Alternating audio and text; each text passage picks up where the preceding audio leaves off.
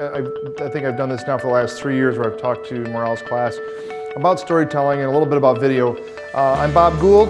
I teach in the School of Journalism and I teach broadcast journalism. How many are going into the journalism track? Journalism degree? Anybody in broadcast, going into broadcast? A few of you? Okay, so hopefully I'll see you guys in a year or so. You're looking at me and probably from here up, right? I'm looking at a wide shot right now because I'm looking at everybody. But if he's answering this question, I'm looking at him in a medium shot.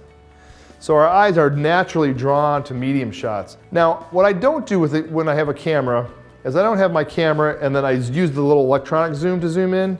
I zoom with my feet. And what that means is I come right up here and I get a close-up. That's uncomfortable for some, but you have to get used to it. Because when you get that kind of shot, I mean, that's got emotion right there. Look at that detail in that shot. A picture is worth 1,000 words. It says a lot. So you want to be able to use these extreme close-ups to tell your emotion, to show your emotion. So P.T. Barnum was a carnival guy back in the early 1900s, and he had this thing called a phrase, a sucker is born every minute. He had freak shows, and he had all these crazy things. He had a big sign up and it said, "Come see the egress. Come see the egress, you gotta see the egress." What is an egress? Does anybody know? They're Latin. What does egress mean? Anybody? Nobody ever has gotten this, so don't feel bad. He's right. It's the exit. You got it. I don't have a prize, but I'll give you a prize later. So it was his way of making more money and also not keeping it so crowded in the tent. A good story will have a lot of surprises in it, and I think it's really kind of fun to think you're heading down one road and we're all of a sudden going down another. So I use this gold coin moment thing. I don't know if why don't you back up there so you can see what I'm gonna do here. I'm gonna put them down on the floor here. Hopefully I won't step on them. They're foil wrapped up, so if anybody gets to eat later, then, you know.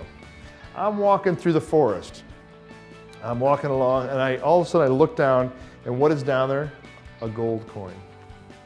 And I pick it up, I'm like, wow, this is awesome, a gold shiny coin.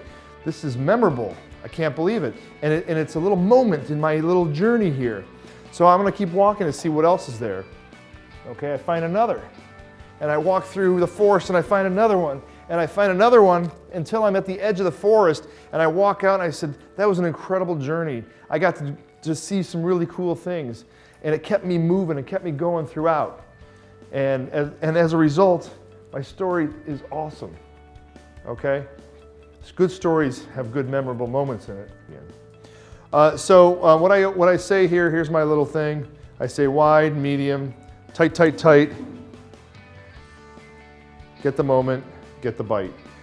Bite is a sound bite or a quote or an interview. So wide, medium, tight, tight, tight, get the moment, get the bite. Get those moments, get those sound bites. Shoot wide, medium, tight. So your sequences are wide, medium, tight, wide, medium, tight.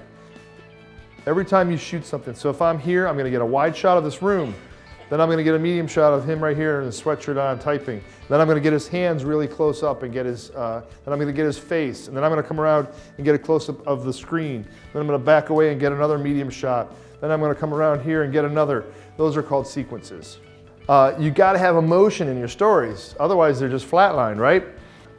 Even if we take a movie like Nebraska, which is about a town in Nebraska, but it's not really. It's about the people in the town, right? And the characters that involve. If I'm going to a house fire, the flames are pretty. You know, you see a lot of that on TV, flames of a building on fire. But it's really about the people who live in the house.